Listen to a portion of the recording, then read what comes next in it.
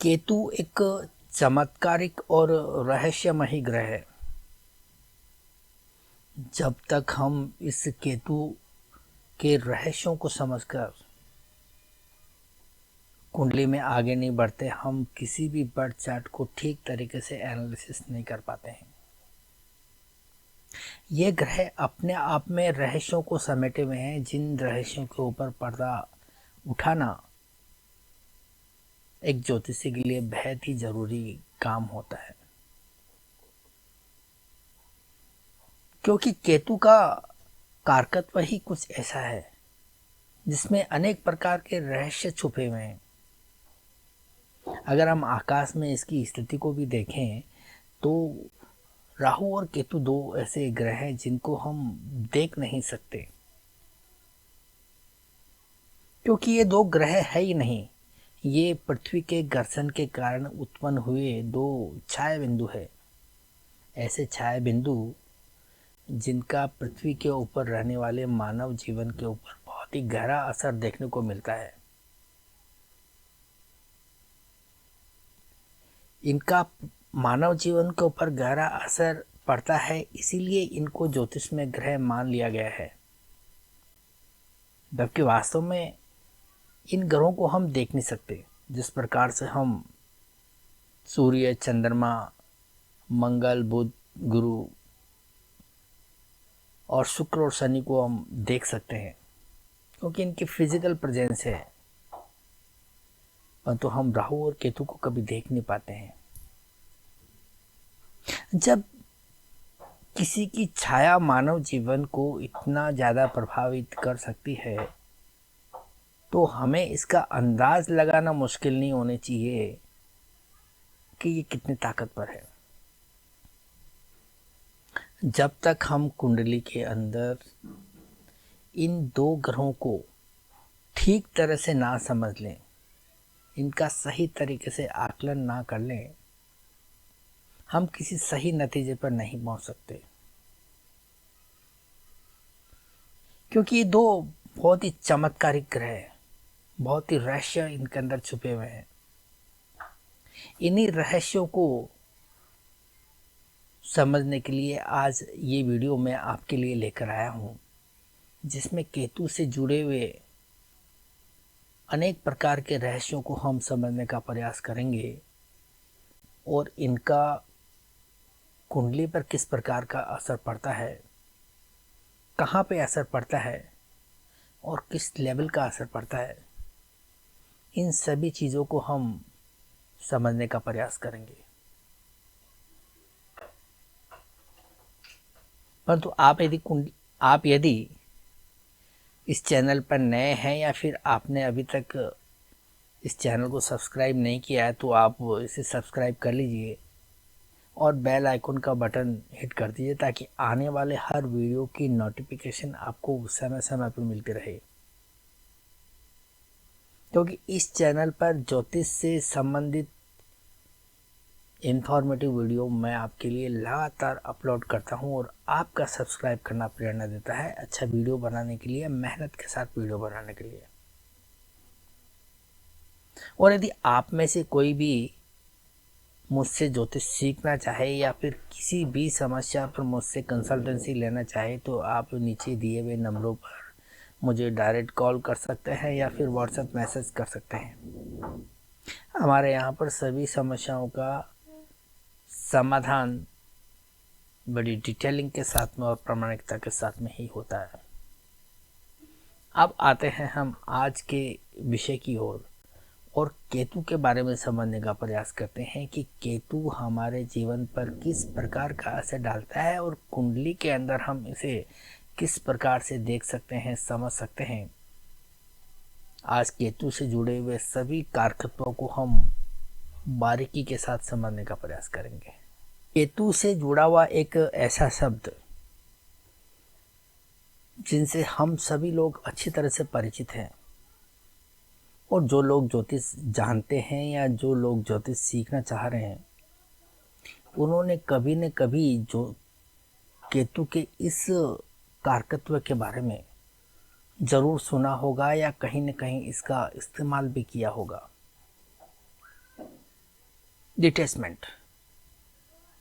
केतु जिस भाव के अंदर बैठता है उस भाव से संबंधित कार्यों को व्यक्ति की पहुंच से दूर कर देता है, यानी कि व्यक्ति को उस भाव से डिटैच कर देता है, दूर कर देता है। जैसे मान लिया जाए कि आपकी कुंडली के अंदर केतु दूसरे भाव में बैठा हुआ है, तो इसका मतलब ये हुआ कि दूसरे भाव से हम क्या क्या चीज़ें देखते हैं। जो भी चीज़ें दूसरे भाव में आती है वो चीज़ें व्यक्ति की पहुंच से दूर हो जाएगी। उन चीज़ों को प्राप्त करने के अंदर व्यक्ति को प्रयत्न करने पड़ेंगे। प्रयत्न करने के बावजूद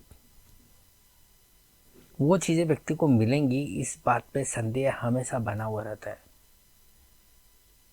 कारण क्योंकि दूसरे भाव में केतु बैठा हुआ, और केतु का सबसे बड़ा कारकत्व होता है कि केतु डिटैच करता है, उस भाव से व्यक्ति को अलग थलग करता है। उस भाव की चीज़ों को पाने में व्यक्ति को दिक्कतें आती है, परेशानियों का सामना करना पड़ता है, और ये जिंदगी भर व्यक्ति के सामने इसी प्रकार का सिलसिला चलता रहता है। जैसे मान लीजिए आपका बर्थ चार्ट है और केतु कुंडली के चौथे भाव में बैठा हुआ है, तो आप समझ गए होंगे कि यहाँ चौथे भाव के अंदर केतु किस प्रकार का रोल अदा करेगा। चौथे भाव से हम सभी प्रकार के सुख सुविधाओं को देखते हैं, तो व्यक्ति को सुख सुविधाओं से वंचित कर देगा। चौथे भाव में हम माँ को देखते हैं तो व्यक्ति को अपनी माँ से दूर कर देगा। चौथे भाव से हम वाहन को देखते हैं, वाहन सुख से दूर कर देगा। चौथे भाव से हम भूमि को देखते हैं, घर को देखते हैं, व्यक्ति को घर से दूर कर देगा। चौथे भाव से हम प्राइमरी एजुकेशन को देखते हैं, व्यक्ति को अपनी बचपन के अंदर जो अपने माता पिता के द्वारा जो संस्कार मिलते हैं, प्राइमरी एजुकेशन मिलती है, उससे व्यक्ति को दूर कर देगा। कहने का मतलब ये है कि केतु का किसी भाव में बैठना ही अपने आप में काफ़ी है उस भाव की स्थिति को समझने के लिए कि उस भाव से संबंधित हमें किस प्रकार के परिणाम मिलेंगे। सीधा सरल और बड़ा आसान तरीका है कि जिस भाव के अंदर केतु बैठा है उस भाव से हम जिन चीज़ों को हम देखते हैं उन चीज़ों से व्यक्ति को दूर कर देगा। उन चीज़ों की प्राप्ति में व्यक्ति को बहुत परेशानियाँ आने वाली है, दिक्कतों का सामना करना पड़ेगा। कभी आपने सोचा है ऐसा क्यों होता है? इसके पीछे का लॉजिक क्या है? आज हम बात करते हैं इस बारे में कि क्यों केतु ऐसा करता है। यहाँ पर केतु काफ़ी हद तक शनि के जैसे काम करता है, कार्य पद्धति शनि के जैसी ही दिखाई देती है, क्योंकि केतु जो है हमारे पूर्व जन्म के कर्मों से संबंधित रखने वाला एक ग्रह है, जो हमें पूर्व जन्म के कर्मों में कहीं अधिकता हो गई है तो इस अधिकता को बैलेंस करने के लिए केतु हमारी कुंडली के अंदर आता है और अपना प्रभाव को दर्शाता है। मान लीजिए कि आपके दूसरे घर के अंदर केतु बैठा हुआ है और आप फाइनेंस को लेकर परेशान हैं, आप वित्तीय समस्याओं से जूझ रहे हैं, आप कमा तो रहे परंतु आपका पैसा कहाँ जा रहा है कुछ पता नहीं चल रहा, आपका बैलेंस नहीं हो रहा, फाइनेंशियल स्टेटस आपका ज्यों का त्यों बना हुआ है, उसके अंदर बढ़ोतरी नहीं हो पा रही। इसके पीछे की वजह समझते हैं आप? इसका मतलब ये है क्योंकि आपने दूसरे घर के अंदर केतु को बिठा के रखा हुआ है, एक ऐसे मेहमान को बिठा के रखा है जो आपसे हिसाब लेना चाहता है और केतु का संबंध पूर्व जन्म के कर्मों से होता है। इसका मतलब ये है कि आपके पूर्व जन्म के अंदर आपका फाइनेंस बहुत अच्छा रहा होगा और उस ताकतवर फाइनेंस के कारण आपने कहीं न कहीं उस फाइनेंस का दुरुपयोग ज़रूर किया है। कहीं न कहीं किसी का मन दुखाया है या कहीं से किसी का हक आपने छीना है, किसी को परेशानी में डालकर अपना धन संचित किया है और वो किसी की जो तिलमिलाट होती है, बद्दुआ होती है, वो कहीं न कहीं आपको लगी है और उसी तिलमिलाट का एक ऐसा संबंध जो है केतु से जुड़ा हुआ है कि केतु आपकी कुंडली के अंदर दूसरे भाव के अंदर बैठकर उस धन से आपको वंचित कर रहा है जिस धन की वजह से आपने किसी से गलत फायदा उठाया है। ये केतु जो है आपको उस किए हुए कर्मों की सजा देने के लिए दूसरे घर के अंदर बैठकर उस धन से आपको वंचित कर किए जा रहा है। अब वो कितना ज़्यादा प्रभावशाली है आपका केतु और आपके पूर्व जन्म के कर्म कितने नेगेटिव है, इस बात का अंदाज़ा केतु की पोजीशन से लगाया जा सकता है। अगर आपने अच्छे कर्म किए हैं परंतु कहीं न कहीं कुछ न कुछ गलतियां हुई है तो आपके केतु का दूसरे घर के अंदर बैठना लाजिमी है। परंतु अगर केतु किसी अन्य शुभ ग्रहों के प्रभाव में आ रहा है तो इसका मतलब ये है कि आप अपने प्रयासों के द्वारा उस बुरी स्थिति को सुधारने का प्रयास कर सकते हैं। आपको एक चांस मिलेगा क्योंकि आपके कर्म उतनी नेगेटिव किस्म के नहीं हैं, उन्हें सुधारा जा सकता है, एक संभलने का मौका आपको मिलेगा। वहीं दूसरे भाव के अंदर केतु बैठा हुआ है और मैलेफिक इन्फ्लुएंस में भी आया हुआ है तो इसका मतलब सीधा है, साफ है कि आपको अपने कर्मों का दंड जो है ज़रूर मिलेगा क्योंकि आपने जो कर्म किए हैं ना वो पता ऊंचे लेवल के कर्म किए, नेगेटिव ऊंचे कर्म जिसमें आपने बेरहमी के साथ में किसी के साथ में व्यवहार किया है। इसीलिए आपको इस कुंडली के अंदर दूसरे भाव के अंदर केतु मैलेफिक इन्फ्लुएंस से मिला है जो आपके फाइनेंस को किसी भी कीमत पर जो है बढ़ने से रोकने की कोशिश करेगा, आपको अपनी फैमिली से दूर करेगा। यह है केतु का कमाल। डिटैचमेंट को हम इस प्रकार से देख सकते हैं। केतु है कहीं ना कहीं कुंडली के अंदर आएगा ही आएगा, इसको हम रोक नहीं सकते। हर किसी की कुंडली में केतु होता ही होता है, परंतु वो केतु किस प्रकार की स्थिति के अंदर है, क्या वो शुभ ग्रहों के प्रभाव में है या अशुभ ग्रहों के प्रभाव में है, इस बात को समझ लेना हमारे लिए बेहद ज़रूरी होता है। अगर शुभ प्रभाव में है तो हम कह सकते हैं कि अपने प्रयासों के द्वारा हम उस स्थिति को सुधार सकते हैं, उसके अंदर एफर्ट डालकर उसके अंदर रिजल्ट लिए जा सकते हैं। तो इस प्रकार से आप किसी भी कुंडली के अंदर केतु को देखकर उसका सही जजमेंट ले सकते हैं कि केतु यहाँ पर कितना इफेक्टिव रहने वाला है। अब हम केतु के एक और कारकत्व की बात करेंगे। केतु मोक्ष का भी कारक है और मोक्ष का मतलब होता है जीवन का अंतिम पड़ाव, जहाँ से हमें सांसारिक बंधनों से मुक्ति मिल जाती है। और कुंडली में स्थित केतु हमें यह बताता है कि व्यक्ति को मोक्ष मिलेगी या नहीं मिलेगी, इस जीवन में व्यक्ति किस प्रकार के प्रयत्न करते हुए नजर आएगा, क्या व्यक्ति को ये केतु मोक्ष प्राप्ति की ओर ले जाता हुआ नजर आ रहा है? इसको देखने के लिए हमें कुंडली के मोक्ष त्रिकोण को समझना होगा, जल राशियों को समझना होगा। क्योंकि जो 4, 8, 12 भाव होते हैं, इन्हें हम मोक्ष त्रिकोण के भाव कहते हैं। और जो जल राशियां होती है, कर्क, वृश्चिक और मीन, इन्हें हम मोक्ष त्रिकोण की राशियां कहते हैं।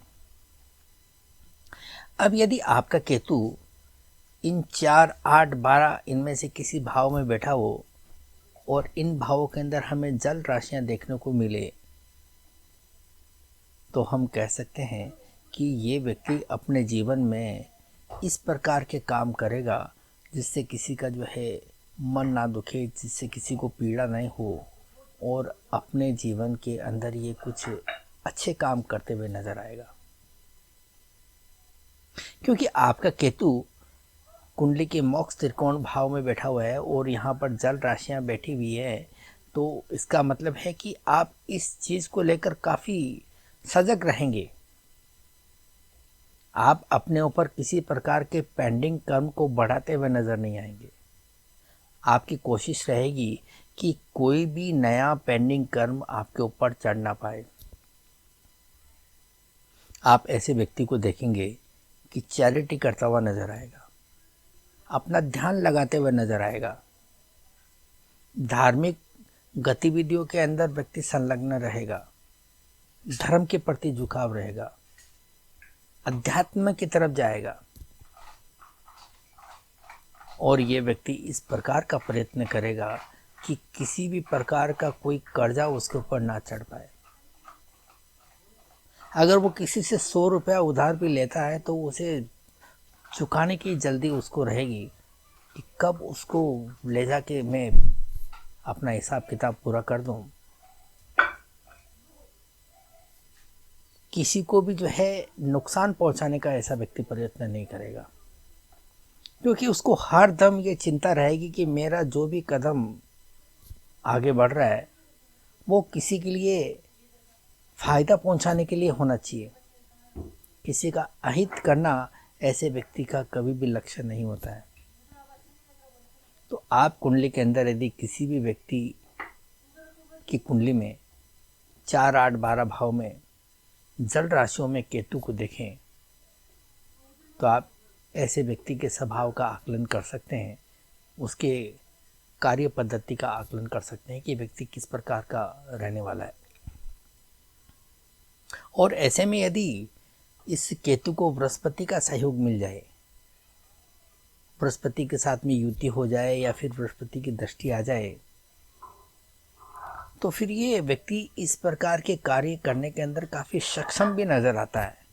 एक होता है कि प्रयास करना और एक होता है कि पूरा सक्षम होकर प्रयास करना। हर व्यक्ति चाहता है कि मैं दान धर्म करूं, परंतु उसके लिए उसकी पोजीशन भी होनी चाहिए।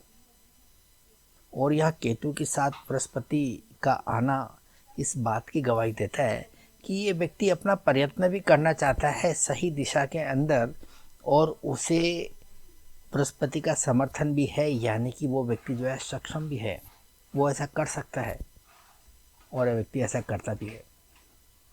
तो यहाँ पर केतु को बृहस्पति का सहयोग मिलना इस बात का प्रतीक है कि व्यक्ति जो करना चाहेगा वो कर सकता है और इस जन्म को अपना सफल बना सकता है और अपने व्यवहार के द्वारा, अपने कर्मों के द्वारा मोक्ष की तरफ जो है बढ़ सकता है। तो इस प्रकार से आप केतु को समझ सकते हैं मोक्ष के नज़रिए से। केतु कन्फ्यूजन का कारक है। केतु भय और घबराहट का कारक है। केतु किसी न किसी प्रकार के फोबिया का कारक है। अब केतु हर किसी की कुंडली में हमें देखने को मिलता है। इसका मतलब ये तो कतई नहीं हो सकता कि हर कोई व्यक्ति कन्फ्यूजन की स्थिति में रहेगा या हर कोई व्यक्ति डरा हुआ सहमा हुआ रहेगा, किसी न किसी प्रकार के फोबिया से ग्रस्त होगा। जाहिर सी बात है, इसके लिए हमें कुंडली में केतु की स्थिति को देखना होता है और उसकी स्थिति को देखकर ही हम ये बता सकते हैं कि ये प्रभाव व्यक्ति के अंदर पाए जाएंगे या फिर नहीं पाए जाएंगे। अगर वो प्रभाव व्यक्ति के अंदर देखने को मिलेंगे तो किस हद तक हमें देखने को मिल सकते हैं।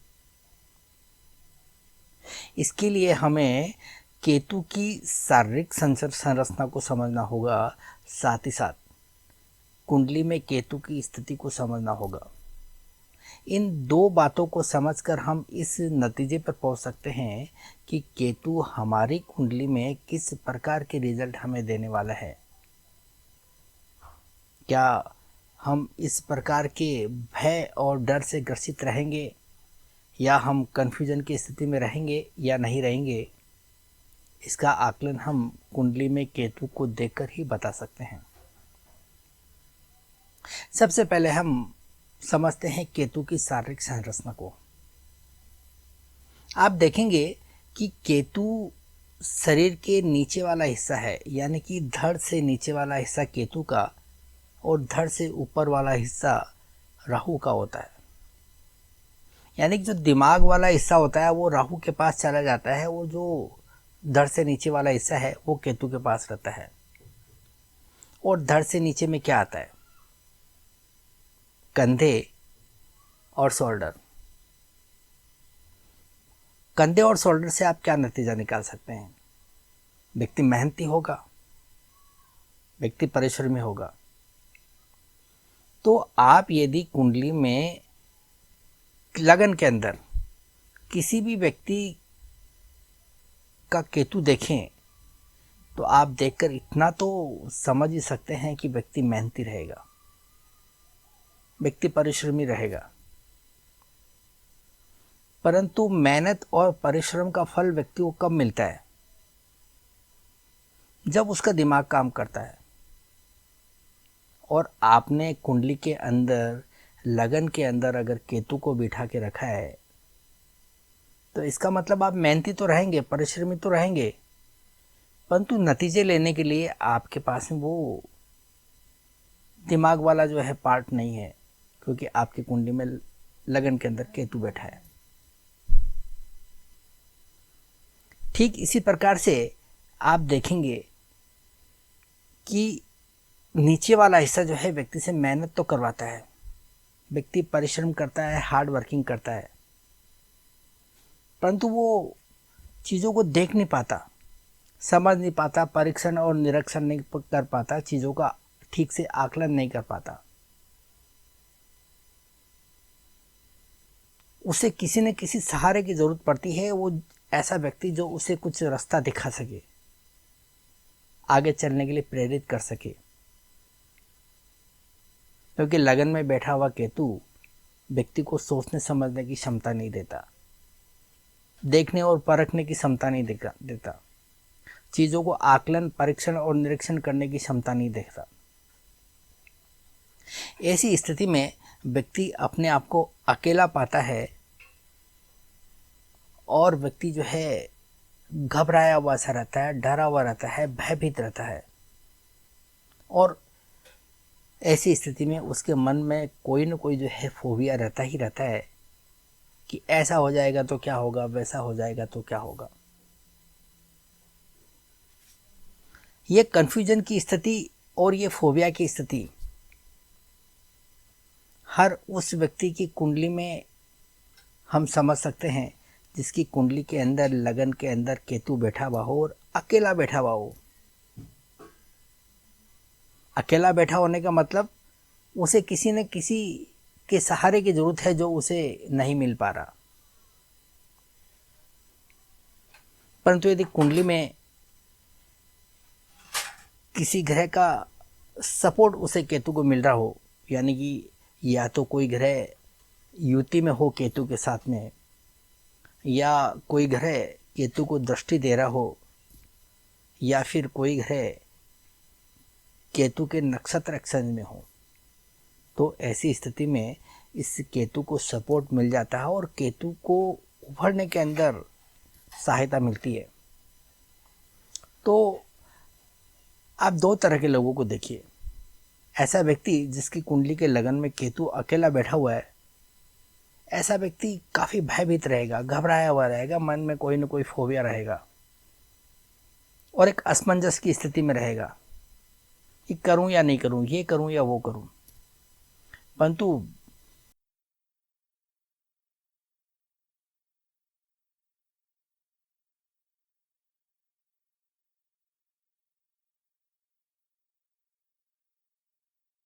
किसी न किसी का सपोर्ट मिलता है, उस सपोर्ट के सहारे व्यक्ति आगे बढ़ेगा और अपने इस कन्फ्यूजन की स्थिति को कंट्रोल करने की कोशिश करेगा, भय और डर के माहौल को कम करने की कोशिश करेगा। तो इस प्रकार से आप ये कुंडली देखकर ये समझ सकते हैं कि केतु अगर कुंडली के लगन में बैठा है तो वो किस हद तक जाकर परिणाम दे सकता है। आपने लगन में कुंडली को लगन में केतु को देखा, ठीक आप इसी तरह से किसी भी भाव में केतु को देख सकते हैं। आप चौथे भाव में केतु को देखकर आप माँ की स्थिति का अंदाज़ा लगा सकते हैं कि उसकी मन की स्थिति कैसी होगी, उसके अंदर कन्फ्यूजन की अवस्था कैसी रहेगी,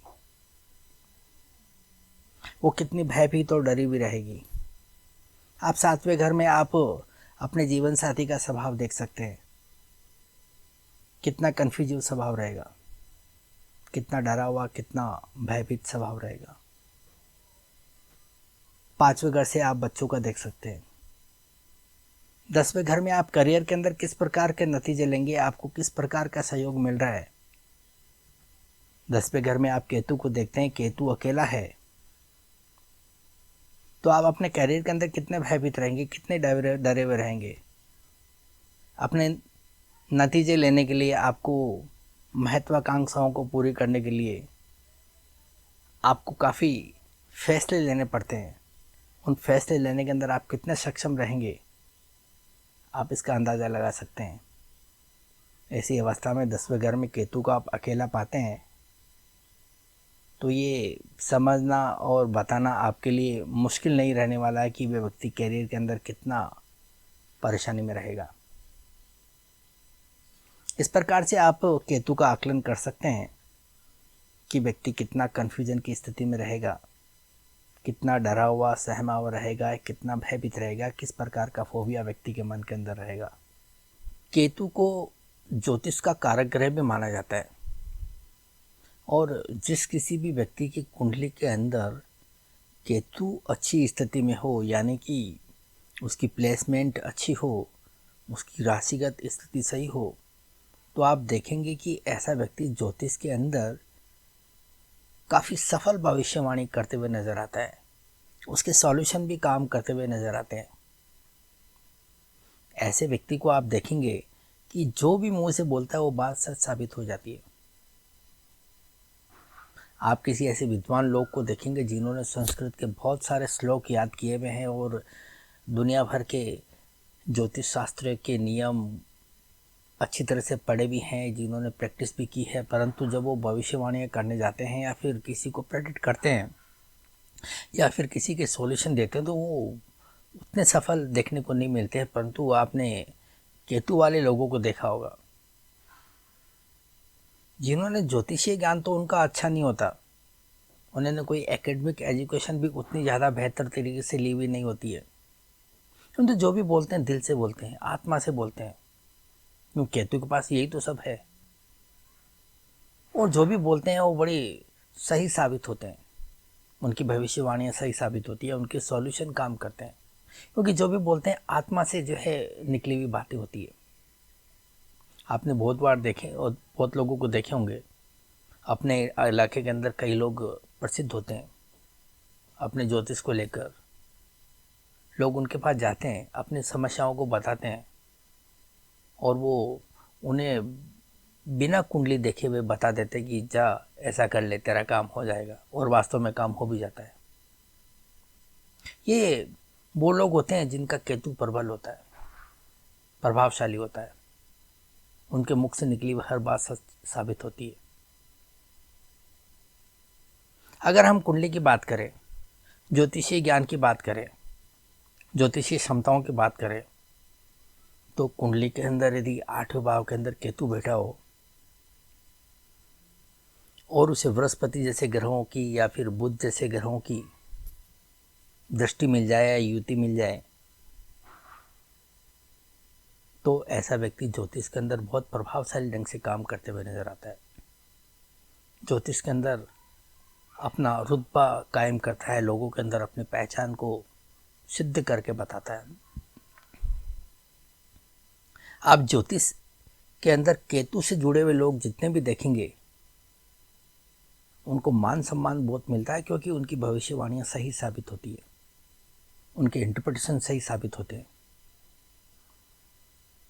इसलिए ज्योतिष के अंदर केतु बहुत महत्वपूर्ण होता है, और केतु की स्थिति समझकर हम अंदाज लगा सकते हैं कि व्यक्ति ज्योतिष के अंदर कितना आगे बढ़ेगा, उसकी क्षमताओं का आकलन लगा सकते हैं। तो इस प्रकार से ज्योतिष में केतु का महत्व आप समझ सकते हैं। ठीक इसी प्रकार से केतु भविष्य में होने वाली घटनाओं का संकेत देने का काम करता है। जो घटनाएं कल होने वाली है उसे पहले से अंदाजा हो जाता है, उसके संकेत मिल जाते हैं, और व्यक्ति अपने मुंह से बोलते थे कि कल ये होने वाला है, इस प्रकार की घटनाएं होने वाली है, इस व्यक्ति के जीवन में ये बदलाव होने वाला है, और वो हो जाता है, क्योंकि उसका आभास जो है उसको पहले से ही हो जाता है। क्योंकि ज्योतिष के पास में वो हिस्सा है जिससे व्यक्ति दिल से काम लेता है, आत्मा से आवाज़ निकलती है। इसीलिए केतु वाले लोग जो भी कुछ बोलते हैं, जो भी कुछ सॉल्यूशन प्रोवाइड करते हैं, उनकी बातें लोग ध्यान से सुनते हैं और उनको वैल्यू देते हैं, और ऐसे लोग समाज के अंदर अपनी पहचान बहुत जल्दी बना लेते हैं इस सेक्टर के अंदर। आपने आत्मज्ञान के बारे में ज़रूर सुना होगा, आपको अनेक फिलॉसफी की किताबों में या फिर किसी फिलोसोफर के द्वारा इस शब्द को कहते हुए ज़रूर सुना होगा कि आत्मज्ञान। आत्मज्ञान जब व्यक्ति को हो जाता है तो व्यक्ति अपने स्तर से काफ़ी ऊंचा उठ जाता है, क्योंकि उसे अपने अंदर छिपी हुई शक्तियों को पहचानने की क्षमता मिल जाती है, और उन शक्तियों के बदौलत व्यक्ति बहुत ऊंचाई पे जाता है और नाम, इज्जत और शोहरत उसे मिलती है। केतु भी आत्मज्ञान का कारक है, और जब व्यक्ति को आत्मज्ञान होता है तो व्यक्ति प्रसिद्धि की बुलंदियों तक पहुंचता है। यही काम केतु करता है। आपने देखा होगा कि किसी व्यक्ति के लगन में केतु बैठा हुआ होता है और व्यक्ति सफलता के लिए तरसता है, उसे वो प्रसिद्धि, लोकप्रियता, मान सम्मान, शोहरत, इज्जत नहीं मिल पाती जिसके लिए वो हकदार होता है। परंतु जब केतु का समय आता है तो अचानक ही व्यक्ति के अंदर कुछ ऐसी शक्तियां उभर आती है कि व्यक्ति अचानक जो है प्रगति करने लगता है। वो व्यक्ति आत्मज्ञान की तरफ आगे बढ़ने लगता है, और ये आत्मज्ञान का काम केतु करता है। क्योंकि आपके लगन के अंदर केतु बैठा है और आपको नाम, प्रसिद्धि, इज्जत और शोहरत से दूर रखता है। इसका मतलब ये है कि पिछले जन्म में आपके पास में ये सब कुछ था, ये काम आपने बार बार किया हुआ है, और जो आपकी आत्मा है वो इससे भली भांति परिचित है कि आप क्या कर सकते हैं, आपके अंदर क्या गुण है। और वो जब गुण जागृत होते हैं तो फिर व्यक्ति बहुत तरक्की करता है, क्योंकि आपके लिए वो नया नहीं है। आपके अंदर वो गुण मौजूद है, आपके अंदर भीतर मौजूद है, परंतु आप उसे देख नहीं पा रहे हैं, आप उसे जो है पहचान नहीं पा रहे हैं। परंतु जब केतु का समय आता है और केतु यदि अच्छे प्रभाव में होता है, उस प्रकार की दशाएं आती है, उस प्रकार का ट्रांजिट आता है, और केतु को सपोर्ट करने वाले ग्रहों का सपोर्ट ट्रांजिट और दशाओं के अंदर मिलना शुरू होता है तो व्यक्ति उस आत्मज्ञान की तरफ बढ़ता है और अंदर छुपी हुई शक्तियों को पहचान कर कार्य करने लगता है। और इस दौरान व्यक्ति की इतनी प्रगति होती है कि बहुत से लोग आश्चर्य करने लगते हैं, क्या ये वही व्यक्ति है? ये जो अचानक प्रसिद्धि दिलाने वाला काम है, अचानक अज्ञान से ज्ञान की ओर ले जाने वाला काम है, वो सिर्फ केतु ही कर सकता है। ये आत्मज्ञान देने का काम सिर्फ केतु कर सकता है। तो केतु को इस नज़र से भी आप देख सकते हैं। केतु को धर्म और अध्यात्म का कारक ग्रह भी माना जाता है। जिस व्यक्ति की कुंडली में केतु अच्छी स्थिति में हो, आप देखेंगे कि ऐसा व्यक्ति धर्म और अध्यात्म के प्रति काफ़ी उत्साहित नज़र आता है। वो सांसारिक गतिविधियों से समय निकालकर या इन गतिविधियों से दूर रहकर धर्म और अध्यात्म की तरफ अग्रसर होता है और इस सेक्टर के अंदर अच्छी प्रगति करता है, जीवन के अंदर बड़ा नाम करता है और अपना जीवन सार्थक करने की तरफ आगे बढ़ता है। आप ऐसे लोगों को देखते होंगे जो जीवन के अंदर धर्म और अध्यात्म के बारे में लगातार काम करते हुए नजर आते हैं और किसी भी प्रकार का दिखावा उनके अंदर देखने को नहीं मिलता। जो भी बात कहते हैं, जो भी काम करते हैं, सच्चे दिल से करते हैं। ऐसे व्यक्ति को किसी धर्म को ठेस पहुंचाने वाली या अध्यात्म को नुकसान पहुंचाने वाली बात की जाए तो वो किसी भी हद तक जाने को तैयार रहते हैं। उन्हें फिर जो है इस बात का अंदाज़ा नहीं रहता कि सामने वाला व्यक्ति कितना नाराज़ होगा या किस प्रकार का नुकसान वो पहुंचा सकता है। काफ़ी एग्रेसिव मोड में नज़र आता है और ये सब दिखावे के लिए नहीं होता। ऐसे लोग सिर्फ केतु वाले लोग होते हैं। जब केतु कुंडली के अंदर 4, 8, 12 भाव में हो या फिर जल राशियों में हो या 4, 8, 12 भाव में जल राशियाँ हो, ऐसे में केतु यदि शुभ प्रभाव में हो तो ऐसा व्यक्ति धर्म और अध्यात्म के प्रति काफ़ी उत्साहित नजर आता है, काफ़ी प्रभावित करता है। केतु अग्नि राशियों के अंदर भी काफ़ी परिणाम अच्छे देता है क्योंकि केतु एक अग्नि तत्व का ग्रह है और अग्नि तत्व का ग्रह अग्नि तत्व के अंदर ही बैठ जाता है तो अपने धर्म और अध्यात्म के प्रति काफ़ी जागरूक भी रहता है और अपने धर्म के प्रति काफ़ी उग्र स्वरूप भी उसका देखने को मिलता है। तो इस प्रकार से आप केतु को इस नज़र से भी देखकर अंदाज लगा सकते हैं कि व्यक्ति किस प्रकार के स्वभाव का होगा। केतु को ध्यान, तपस्या और योग का कारक ग्रह माना जाता है। आपने देखा होगा कई लोग इन क्षेत्रों के अंदर प्रगति करते हैं, योग के अंदर बड़ा नाम करते हैं। जो लोग तपस्वी होते हैं, साधक होते हैं, जो अपने अपने काम के अंदर परिपूर्ण होते हैं, निपुण होते हैं, ये वही लोग होते हैं जिनका केतु प्रबल होता है। आपने बड़े बड़े साइंटिस्ट लोगों को देखा होगा। अगर किसी व्यक्ति की कुंडली के अंदर केतु 8वें घर के अंदर बैठा हो और बली अवस्था में हो तो ऐसा व्यक्ति साइंस के सेक्टर में बड़ा आगे बढ़ सकता है, अपना नाम कर सकता है। आपने देखा होगा कि कई लोग जो है बड़ी बड़ी रिसर्च करते हैं और उनका केतु आप कुंडली के 8वें घर में देखेंगे और देखने से पता चलेगा कि ये केतु कितना मददगार हुआ है उनके इस कार्य के अंदर। रिसर्च हुआ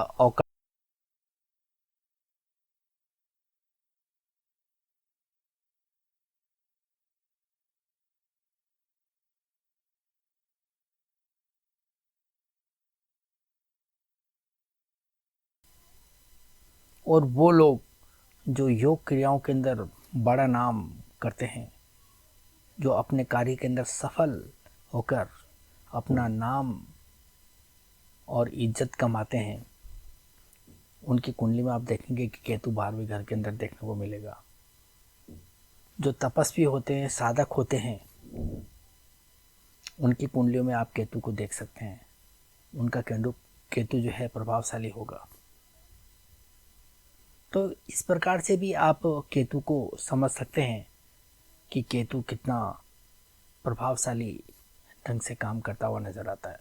अगर आप केतु के साथ कॉम्बिनेशन को देखना चाहें और उसके असर को देखना चाहें तो बृहस्पति के साथ में इस केतु का संबंध बहुत ही प्रभावशाली ढंग से काम करता है। बृहस्पति और केतु का जो योग बनता है वो सर्वश्रेष्ठ योग होता है, धार्मिक दृष्टि से भी, आध्यात्मिक दृष्टि से भी और मोक्ष की दृष्टि से भी।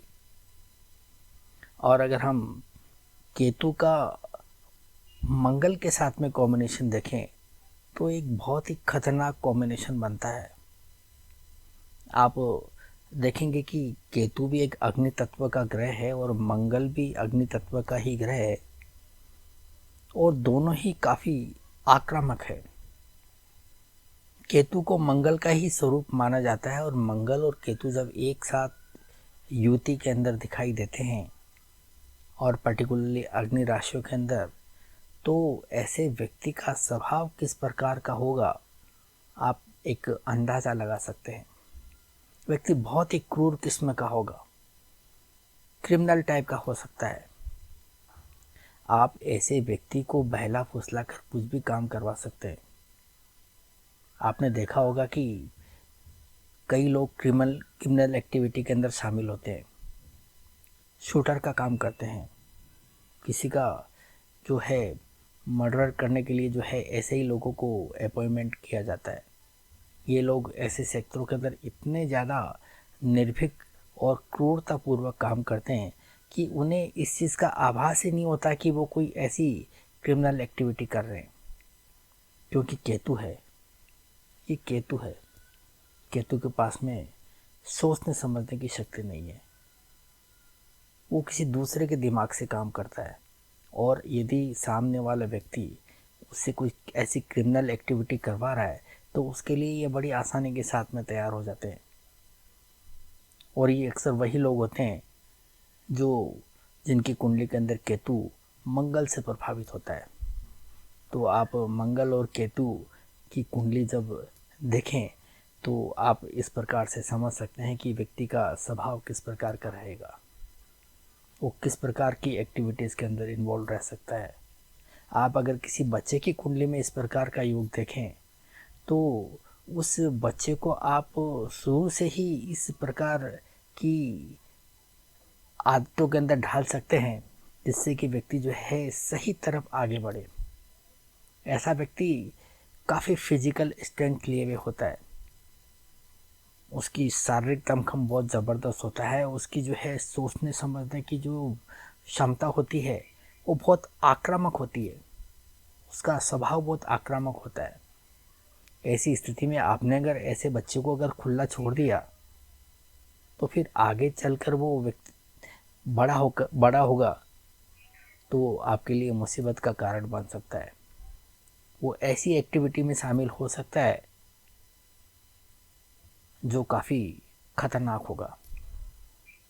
इससे बेहतर होगा अगर किसी बच्चे की कुंडली में आप इस प्रकार का योग देखें, केतु और मंगल की युति हो, अग्नि तत्व राशियों के अंदर हो, तो ऐसे बच्चे को आप शुरू से ही कंट्रोल करना चाहिए। ऐसे व्यक्ति की एनर्जी को कंज्यूम करने के लिए आप इसको स्पोर्ट्स एक्टिविटी के अंदर डाल सकते हैं। ऐसा व्यक्ति स्पोर्ट्स के अंदर बड़ा ज़बरदस्त नाम करेगा क्योंकि उसके अंदर एनर्जी की कोई कमी नहीं होती, अफलातून ताकत होती है और काफ़ी आक्रामक स्वरूप का होता है। और स्पोर्ट्स के अंदर इन चीज़ों की बेहद ज़रूरत होती है। आपने देखा होगा कई खिलाड़ी ऐसे होते हैं जो अपने हाव भाव से ही सामने वाले प्लेयर्स को डाउन कर देते हैं, उनकी बॉडी लैंग्वेज काफ़ी आक्रामक होती है। ये वही लोग होते हैं मंगल केतु वाले। तो इनकी एनर्जी का आप सकारात्मक इस्तेमाल कर सकते हैं तरक्की के लिए। केतु अगर कुंडली के अंदर नकारात्मक हो तो रोग और बाधाएं भी देता हुआ नज़र आता है। अगर हम केतु के रोग की बात करें तो केतु त्वचा के रोग देता है। त्वचा का कटना, फटना, छिलना या फिर जल जाना या दुर्घटना, इस प्रकार के जो रोग है वो केतु देते हुए नजर आता है। साथ ही साथ स्नायु तंत्र से जुड़े हुए रोग भी केतु देता है। इसके अलावा दिमाग के रोग को भी हम केतु से जोड़ के देखते हैं। केतु इस प्रकार के दिमागी बीमारियां भी देता है।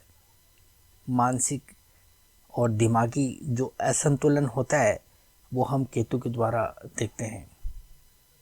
साथ ही साथ ये केतु भय, चिंता, डर, खौफ, एक अनजाना सा भय, फोबिया, ये सब भी जो है हम केतु के द्वारा देख सकते हैं।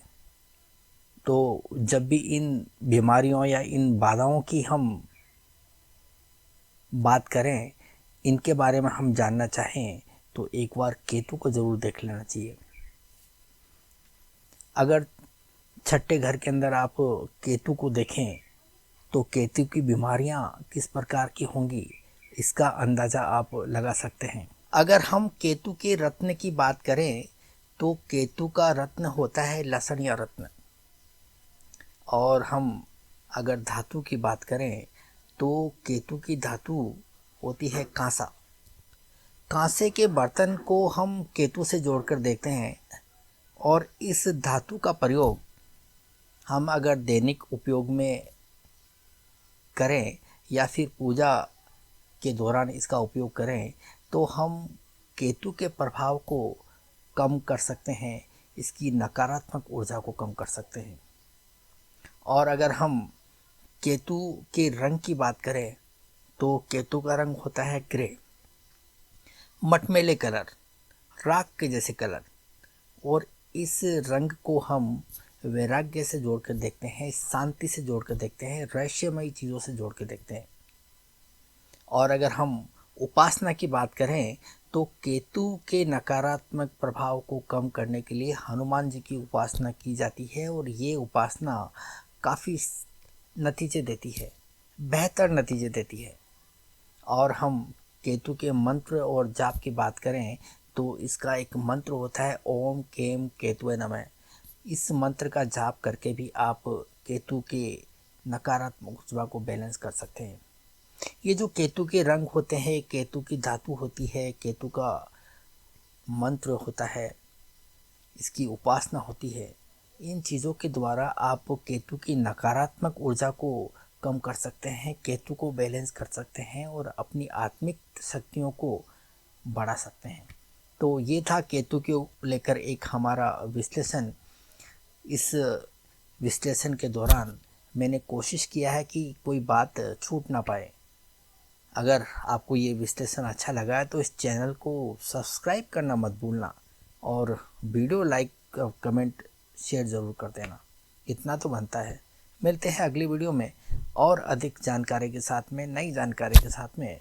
तब तक आपसे इजाज़त चाहूँगा। Thank you.